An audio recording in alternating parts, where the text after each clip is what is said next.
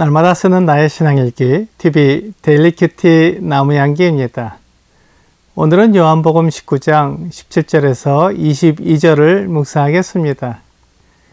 그들이 예수를 맡음에 예수께서 자기의 십자가를 지시고 해골, 히브리 말로 골고다이라 하는 곳에 나가시니 그들이 거기서 예수를 십자가에 못 박을새 다른 두 사람도 그와 함께 좌우편에 못 박으니 예수는 가운데 있더라. 빌라도가 패를 써서 십자가 위에 붙이니 나사렛 예수 유대인의 왕이라 기록되었더라.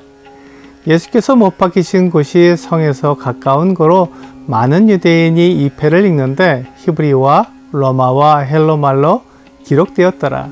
유대인의 대제사장들이 빌라도에게 이르되 유대인의 왕이라 쓰지 말고 자칭 유대인의 왕이라 쓰라 하니 빌라도가 대답하되 내가 쓸 것을 썼다 하니라.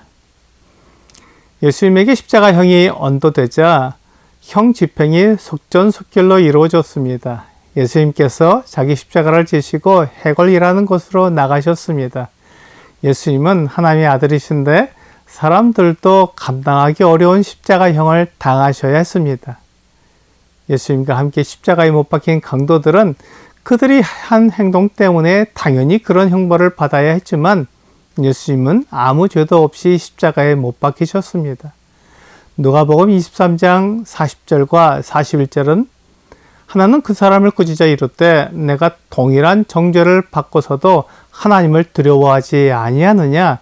우리는 우리가 행한 일에 상당한 보응을 받는 것이니 이에 당연하거니와 이 사람이 행한 것은 옳지 않은 것이 없느니라 하고 라고 말씀하고 있습니다. 예수님이 이렇게 강도들 사이에서 십자가에 못 박히신 것입니다. 이사야 53장 12절은 그러므로 내가 그에게 존귀한 자와 함께 몫을 받게 하며 강한 자와 함께 탈취한 것을 나누게 하리니 이는 그가 자기 영혼을 버려 사망에 이르게 하며 범죄자 중 하나로 헤아림을 받았음이니라. 그러나 그가 많은 사람의 죄를 담당하며 범죄자를 위하여 기도하였느니라. 이스라엘의 그리스도는 범죄자 중 하나로 헤아림을 받았다고 이사야 선지자가 예언한 것처럼 예수님은 강도들 사이에서 십자가에 못 박히심으로 강도들과 같은 부류로 취급당했습니다. 하나님의 아들이 강도처럼 취급당한 것이 나의 죄를 용서하기 위한 하나님의 뜻이었다는 것을 생각할 때 하나님의 사랑이 예수님을 통해 우리에게 주어졌다는 것을 알게 됩니다. 요한일서 4장 9절은 하나님의 사랑이 우리에게 이렇게 나타난 바 되었으니 하나님이 자기의 독생자를 세상에 보내심은 그로 말미암아 우리를 살리려 하심이라 라고 말씀하고 있습니다. 하나님이 자기의 독생자를 세상에 보내신 것을 통해 하나님의 사랑을 알 수 있다는 것입니다.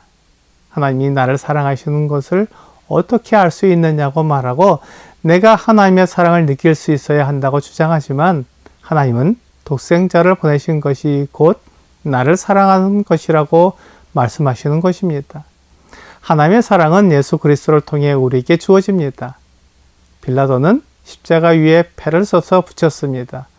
죄인이 십자가형을 받을 때 그 사람의 죄목을 패에 써서 붙이는 것이 일반적인 것이었습니다. 그 패에는 나사렛 예수 유대인의 왕이라고 기록되어 있었습니다. 빌라도는 대제사장과 백성의 지도자들을 조롱하기 위해 이런 패를 기록했겠지만 그는 진리를 말했고 사람들에게 예수님이 진정한 유대인의 왕이라고 선언한 것입니다. 예수님이 유대인의 왕이라면 예수님은 백성들을 심판할 것입니다. 대제사장들과 백성의 지도자들이 예수님을 심판했고 십자가에 못 박았지만 그들의 진정한 심판자는 예수님이십니다. 예수님이 그들을 심판하실 때 양과 염소를 구분하듯 그들을 구분할 것입니다. 마태복음 25장 31절에서 33절은 인자가 자기 영광으로 모든 천사와 함께 올 때 자기 영광의 보좌에 앉으리니 모든 민족을 그 앞에 모으고 각각 구분하기를 목자가 양과 염소를 구분하는 것 같이 하여 양은 그의 오른편에 염소는 왼편에 두리라 라고 말씀하셨습니다. 예수님이 유대인의 왕이시기 때문에 진정한 심판주가 되십니다. 빌라도는 이 패를 히브리와 로마와 헬라 말로 기록했습니다. 그 당시 예루살렘에 오는 모든 사람들이 읽고 알 수 있게 한 것입니다. 유월절 명절 기간이라 많은 사람들이 그 길로 지나갈 것이고 그들은 모두 예수님이 유대인의 왕이라는 선언을 보게 될 것입니다. 빌라도가 의도하지는 않았겠지만 그가 사람들에게 진리를 전한 것이었습니다. 그래서 유대인의 대제사장들이 빌라도에게 유대인의 왕이라고 쓰지 말고 자칭 유대인의 왕이라 쓰라고 말했습니다. 그들은 빌라도의 글을 읽으면서 예수님에 대해 알아보지 않았습니다. 그들은 메시아를 기다리는 사람들이었지만 메시아가 왔을 때 알아보지 못했고 오히려 그를 십자가에 못 박게 했습니다. 그것은 그들이 하나님을 위해 대제사장 직분을 수행한 것이 아니라 자기를 위해 그 자리에 앉은 것이기 때문이었습니다. 그들은 하나님이나 하나님의 말씀에 관심이 없었습니다. 어떻게 하면 자기들의 지위와 권세가 유지될 수 있는가에만 관심이 있었습니다. 그래서 빌라도가 진리의 말씀을 기록했지만 그것을 불편해했습니다.